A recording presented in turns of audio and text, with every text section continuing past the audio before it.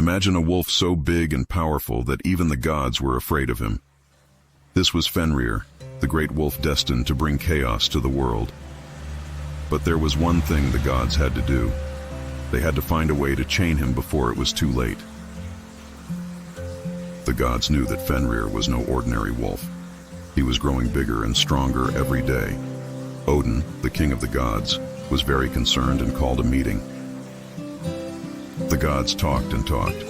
They knew that if they didn't do something soon, Fenrir would become too powerful to control. They decided they had to put him in chains. The gods made a chain so strong they believed nothing could break it. It was called lading. They thought this would be enough to hold Fenrir. The gods approached Fenrir and told him it was just a game, a test of his strength. Fenrir agreed to let them chain him, but he had a clever look in his eyes. With a single stretch, Fenrir snapped the chain like it was nothing. The gods were shocked and knew they needed something much stronger.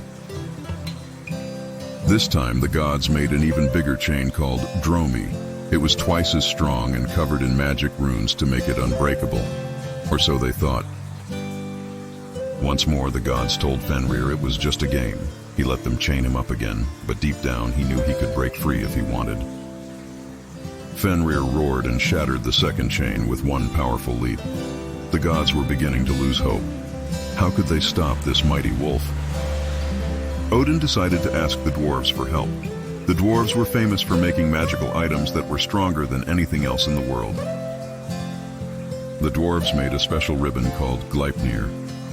It didn't look strong. It was thin and smooth, made from magical things like the sound of a cat's footsteps and the roots of a mountain.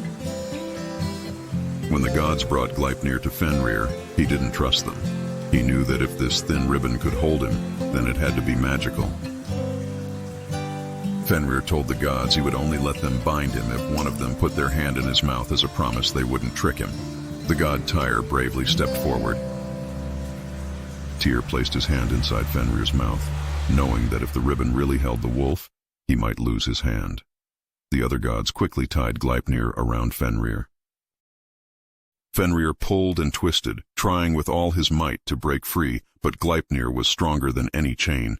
It was unbreakable, and Fenrir was finally trapped. As soon as Fenrir realized he was stuck, he bit down on Tyr's hand, and the brave god lost it. But Tyr did not regret his choice. He had helped save the world. The gods tied Gleipnir to a huge rock so that Fenrir couldn't escape.